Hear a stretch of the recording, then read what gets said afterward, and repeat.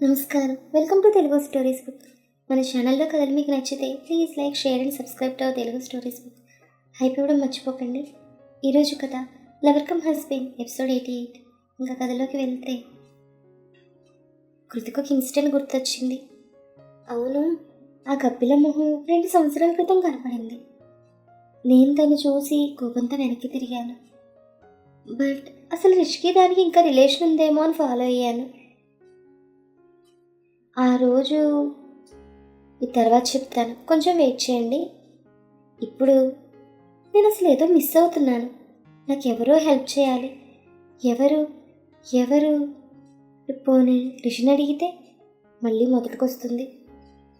అవును, అసలు వినయ్ని కలిస్తే ఆ ప్రీతి ఆయన గారి ఫ్రెండేగా, మరి ఆయన చెప్తాడా?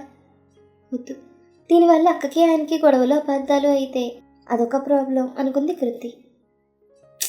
అడగొచ్చు కదా కృతి, వినయ్ కూడా నీకు హెల్ప్ చేయాలని అనుకుంటున్నాడు. కృతి చైర్లో కూర్చుని కాసేపు ఆలోచించి ఆ తర్వాత రిషికి కాల్ చేసింది. లిఫ్ట్ చేయలేదు. ఫోన్ పట్టుకుని తీవ్రంగా ఆలోచిస్తూ అటు ఇటు తిరుగుతోంది. ఒక 10 నిమిషాల తర్వాత కాల్ ఫ్రమ్ రిషి. చెప్పు చిన్ను, కాల్ చేసా? హీరో రిష్విక్ గారు తన ముద్దుల భార్యకి ఎందుకు ఏంటి అని అడగకుండా ఒక ఎంక్వైరీకి పర్మిషన్ ఇవ్వాలి అంది కృతి. అబ్బో, చాలా పెద్దదే అడిగావు, అయితే చాలా ఖర్చు అవుతుంది అన్నాడు రిషి. మాకేం ఫ్రీగా అక్కర్లేదు, ఇంటికి వచ్చాక లంచ్ ఇచ్చుకుంటాం అంది కృతి. చూద్దాం, సరే కానీ ఇంతకీ దేనికో పర్మిషన్ అని అడిగాడు. తెలుస్తుంది హీరో, ఇంకో 20 నిమిషాల్లో. ఉంటాను, బాయ్ అని కాల్ కట్ చేసింది కృతి. మా బుడ్డిదేదో బలంగా ఫిక్స్ అయింది, చూడాలి అనుకున్నాడు రిషి. ఆ తర్వాత కృతి ఎవరికో కాల్ చేసి, మేడం నేను సుకృతి, గుర్తొచ్చానా అని అడిగింది. అవతల నుంచి 6 లేడీస్. అయ్యో, మిమ్మల్ని ఎలా మర్చిపోతాను, ఎలా ఉన్నారు మేడం అనగానే, ఐమ్ గుడ్, నాకు హెల్ప్ కావాలి, బట్ కొంచెం పెద్దదే, మీకైతే ఎటువంటి రిస్క్ ఉండదు. ఆ మాటకు ఆమె, అమ్మయ్యో ఏంటండి హెల్ప్ రిస్క్ అని టెన్షన్ పెడుతున్నారు అని అడిగింది. మీకు కార్ నెంబర్ చెప్తాను, అది ఒక 1 వీక్ నుంచి ఇవాళ వరకు ఎక్కడెక్కడ తిరిగిందో నాకు డీటెయిల్స్ కావాలి అని అడిగింది కృతి. ఆమె చెప్పమంది. కృతి నెంబర్ చెప్పింది. ఆమె చెక్ చేసి, సుకృతి గారు ఇది ఎవరితో తెలుసా అని అడిగింది. కృతి తన మనసులో నా మొగుడిది అనుకొని పైకి మాత్రం తెలుసండి, హీరో రిష్విక్ది అంది. ఆయనకు తెలిస్తే ఇంకేమైనా ఉందా, అసలు చాలా రఫ్ క్యాండిడేట్ అందామె. కానీ కృతి నా దగ్గర కాదు అని తన మనసులో అనుకొని, చూద్దాం, మీరైతే నాకు హెల్ప్ చేయండి, ఎదురు చూస్తూ ఉంటాను కాల్ కట్ చేసింది. అమ్మో, సుకృతి గారి కోసం హెల్ప్ చేయొచ్చు, కానీ రిష్విక్ గారికి తెలిస్తే ఇంకేమైనా ఉందా, ఎందుకైనా మంచిది ఆయనకు కాల్ చేసి ఇన్ఫామ్ చేస్తాను. ఆ విషయం సుకృతి గారికి చెప్తాను అనుకుంటూ మేఘా నెంబర్ కాల్ చేసింది. హలో మేఘా గారు. మేడం చెప్పండి.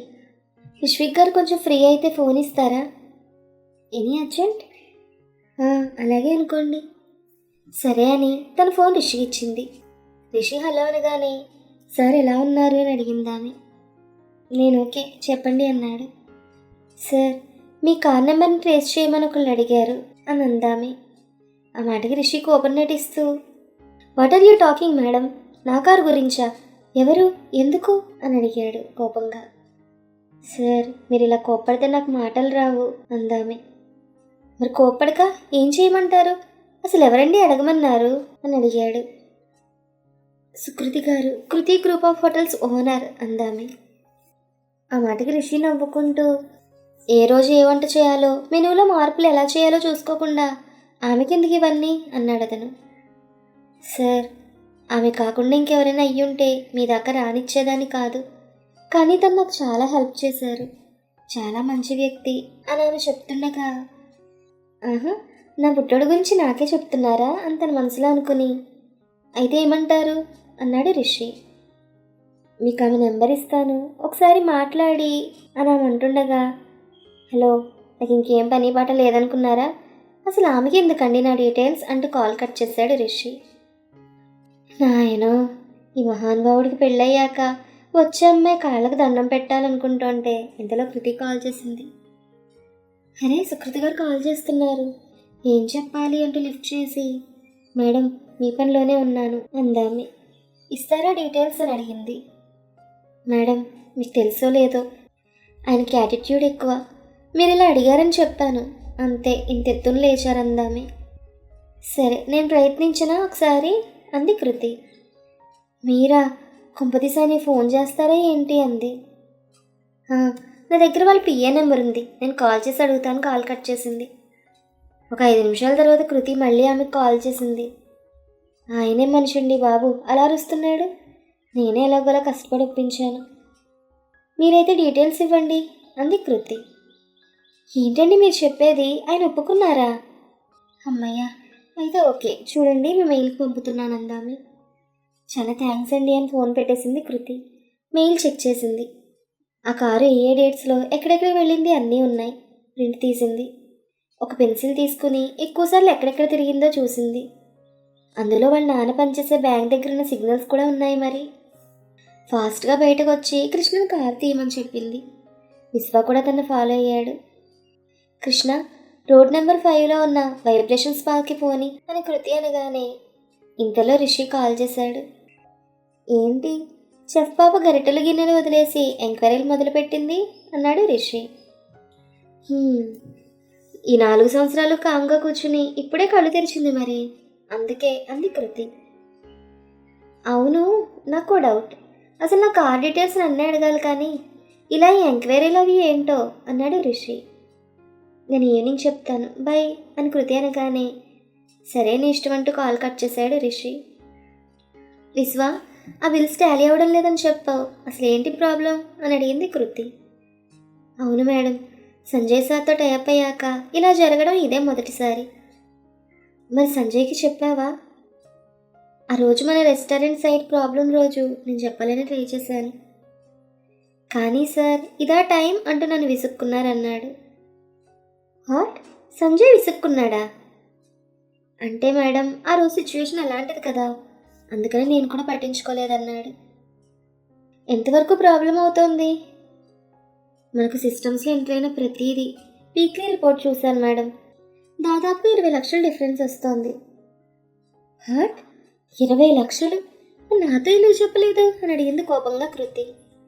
మీరు మీ టెన్షన్స్ బిజీ అని. హో షటప్ విశ్వ, మనం ఎంత కష్టపడ్డాం దీనికోసం అంటూ సంజయ్కి కాల్ చేసింది. Switch off. మెసేజ్ పెట్టింది, కాల్ మీ అర్జెంట్ అని. ఇంతలో కృతిక్ కాల్ వచ్చింది. సేమ్ ఆ సైటే, అదే ఇంజనీర్. చెప్పండి అంతా ఓకే కదా అంది కృతి. మీరు ఒకసారి రండి మేడం అన్నాడు ఇంజనీర్. కృష్ణ ఆ సైట్ దగ్గర పద, మళ్ళీ ఏదో ప్రాబ్లం అనుకుంటూ వెళ్ళారు. 20 నిమిషాల్లో అక్కడ ఉన్నారు. కృతి కార్ దిగేసరికి అక్కడ వర్క్ ఏమీ జరగడం లేదు. అక్కడ ఇంజనీర్ వచ్చి గుడ్ ఆఫ్టర్నూన్ మేడం అన్నాడు. చెప్పండి ఏంటి రమ్మన్నారు అని అడిగింది కృతి. అతను ఆ రోజు ఆ బిల్డింగ్ ఓనర్ మీతో సరే అన్నాడు. తీరా ఇందాక ఒక 10 మంది రౌడీలు వచ్చారు, ఆ కన్స్ట్రక్షన్ ఆపమని వార్నింగ్ ఇచ్చారు అన్నాడు ఇంజనీర్. వాట్? వార్నింగా? ఎక్కడున్నారు వాళ్ళు అని అడిగింది సీరియస్గా. వెళ్ళిపోయారు మేడం. ఏమని వార్నింగ్ ఇచ్చారు? మర్యాదగా కట్టడం ఆపండి, లేకపోతే మీలో ఒక్కళ్ళు కూడా మిగలరని. ఆహా సరే, అది చూద్దాం. రేపు మార్నింగ్ నేను ఇక్కడికే వస్తాను, మీరు స్టార్ట్ చేయండి వర్క్ అంది కృతి. మేడం వాళ్ళు చాలా డేంజరస్గా ఉన్నారు, మన వాళ్ళంతా కొంచెం భయపడుతున్నారన్నాడు ఇంజనీర్. భయం ఎందుకు, నేను చూసుకుంటాను, మీరు వాళ్ళని కన్విన్స్ చేయండి అంది. మేడం ఇప్పుడు ఏం చేద్దాం అని అడిగాడు విశ్వ. రేపు మార్నింగ్ వద్దాం, వాళ్ళతో మాట్లాడప్పుడు చూద్దాం అంది. ఏంటిది, మొన్నటి వరకు పర్సనల్ లైఫ్లో ప్రాబ్లం, అది సెట్ అయింది అనుకుంటే ఇప్పుడు బిజినెస్ ప్రాబ్లం ఏంటో అనుకుంది కృతి తన మనసులో. ఇంకప్పటికే లంచ్ టైం దాటింది. ముందు ప్రాబ్లం చూసి ఆ తర్వాత ప్రీతి సంగతి చూడాలనుకుంది. కృష్ణ వెనక్కి వెళ్ళిపోదాం పదా అని కారు ఎక్కింది. తన రోజు తొందరగా ఇంటికి వెళ్ళింది. మైండ్ అంతా డిస్టర్బ్గా ఉంది. ఇల్లంతా క్లీన్ చేసింది. డిన్నర్ రెడీ చేసి రెడీ అయి రిషి కోసం ఎదురు చూస్తోంది.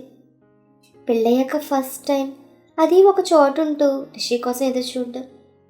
యాక్చువల్లీ హ్యాపీగా ఉండాలి, బట్ టెన్షన్గా ఉంది. రిషి చాలా లేట్గా వచ్చాడు. బెల్ మోగింది. తలుపు తీయగానే రిషి చాలా అలసిపోయినట్లుగా కనిపిస్తున్నాడు. కృతి వెంటనే తను హక్ చేసుకుంది. రిషి తన తల మీద కిస్ చేసి చిన్ను ఏంటి తొందరగా వచ్చింది అని అడిగాడు సోఫాలో సెటిల్ అయ్యి. తర్వాత చెప్తాను, ముందు ఫ్రెష్ అవ్వ డిన్నర్ చేద్దాం అంది కృతి. ఒక 10 నిమిషాలు ఇలారా అంటూ కృతిని కూర్చోమని సైగ చేశాడు.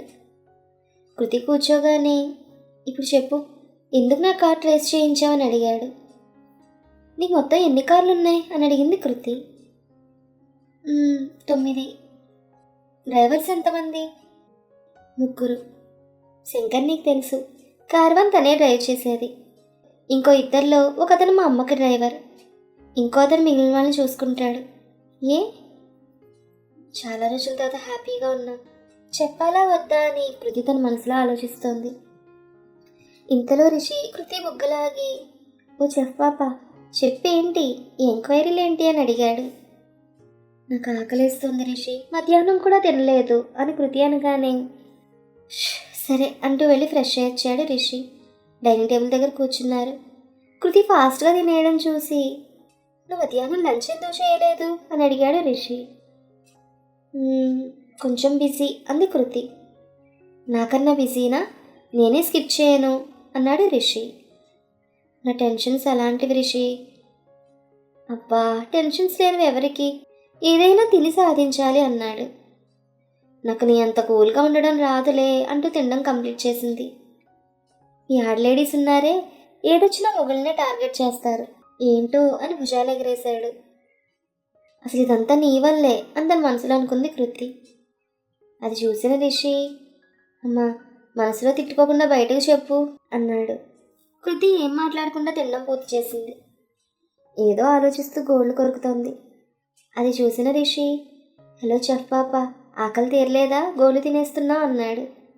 కృతి కోపంగా చూసేసరికి, నన్ను సాధించడానికి బలంగా ఫిక్స్ అయినట్లున్నావు, ఉండు నేను తిన్నాక మొదలెట్టు అంటూ ఫాస్ట్గా కంప్లీట్ చేసి కృతి చేయి పట్టుకుని తీసుకెళ్ళాడు. బెడ్ మీద కూర్చుని, ఇప్పుడు చెప్పు, ఆ కార్ ఏంటి, ఆ ఎంక్వైరీ ఏంటి? అయినా నీది మేక మెదడని మరోసారి అర్థమైందని నవ్వాడు రిషి. నాది మేక మెదడు, మరి నీది అంటూ ఆగింది కృతి. దేంతో పోల్చాలో అర్థం కావడం లేదా? నాది నాదే, నాకు నేనే తోపు అన్నాడు రిషి. హహా, అందుకే నీ కారులో నీకు తెలియకుండానే ఎవరెవరో తిరిగేస్తారు అనేసింది కృతి. వాట్, ఎవరు తిరిగారు అని అడిగాడు రిషి. ఎవరంటే అది మీ మెంటర్ అంది కృతి. ప్రీతినా? నో వే, అంత కాన్ఫిడెంట్గా ఎలా చెప్తున్నావు? ఓ కమాన్ కృతి, నా కార్లో ఎవరు జర్నీ చేస్తారో నాకు తెలియకుండా ఎలా ఉంటుంది? మరి అందుకే నేను అడగలేదు, నా ప్రయత్నం నేను చేస్తున్నాను. నాది మేక మెదడా? నువ్వేమన్నా, నీ దగ్గర దెయ్యం నెంబర్ లేదని చెప్పావు, అలాంటిది ఆమె నీ కారులో వెళ్తే నీకు తెలియదా? అంటే నీకు తెలియకుండానే కదా వెళ్ళింది. చిన్ను, అంటే మొన్న నువ్వు ప్రీతిని చూసావని మీ అక్క చెప్పింది, నా కారులోనేనా? అవును, అలా ఉంది నీ మెయింటెనెన్స్. నీ ఓన్ వెహికల్లో ఎవరు వెళ్తున్నారు, ఎక్కడికి వెళ్తున్నారో కూడా తెలియదు అంది వెటకారంగా కృతి. రిషి ఫోన్ తీశాడు. ఎవరికి అని అడిగింది కృతి. ఇంకెవరికి, నా డ్రైవర్కి. ఇంకాపు, నీ ద్వారా కనుక్కోవడం ఇష్టం లేకనే నా ప్రయత్నాల్లో నేను ఉన్నానంది. పోయి వెంట, నేను ఇంట్లో లేనని తెలియకుండా ఏదో జరిగితే అది తెలుసుకోకుండా ఎలా ఉంటాను అని అడిగాడు కాస్త కోపంగా. అబ్బా, నేను చెప్తే కానీ నీకు తెలియదు, అయినా చేసేవాడిని నీకు తెలిసే చేస్తారా? ఇప్పుడు నువ్వు ఎంటర్ అయితే వాళ్ళు ఎలర్ట్ అవుతారు అంది కృతి. ఎవరు అని అడిగాడు రిషి. అదే మీ మేడం, ఇంకా తనకి హెల్ప్ చేసేవాళ్ళు.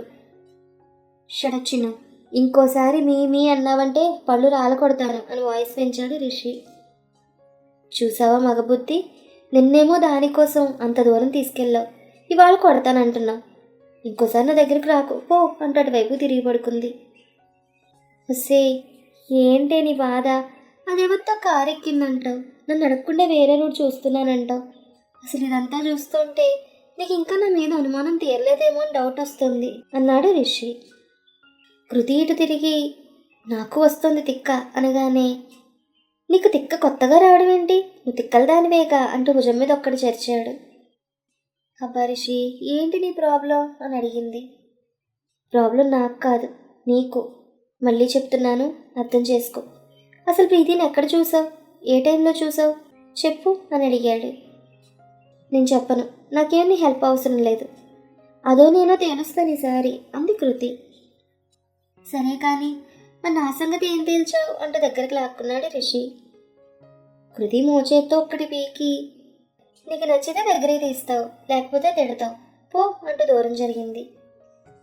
దేవుడా, ఏంటయ్యా నాకు ఈ బాధ, ఈ పొట్టిదానికి ఎందుకయ్యా మెదడు కూడా పొట్టిగా ఇచ్చావు అనుకున్నాడు. మరే నీ మెదడే చాలా షార్ప్ అంటూ దిండు రిషి మొహాన్ని విసిరేసి హాల్లోకి వెళ్ళి సోఫాలో పడుకుంది. నా వల్ల కాదు, కనీసం నిద్రైనా ప్రశాంతంగా పడుకుంటాను కళ్ళు మూసుకున్నాడు రిషి. ఒక 10 నిమిషాల తర్వాత కృతి వచ్చి రిషి కాలు మీద గట్టిగా గిచ్చింది. మనోడు దెబ్బకి లేచాడు. చూసావా, కనీసం వచ్చి బ్రతిమలాడలేదు. అంతేలే, నీ అవసరం తీరింది అంటూ దుప్పటి తీసుకుని వెళ్ళిపోయింది. గట్టిగా గిచ్చింది. నేను పని రేపు చెప్తానని మళ్ళీ నిద్రలోకి జారుకున్నాడు రిషి. ఆ తర్వాత ఏం జరిగింది? Keep listening. మరొక మంచి ఎపిసోడ్తో మళ్ళీ కలుద్దాం. ఈ కథ మీకు నచ్చితే please like, share and subscribe to our Telugu stories book.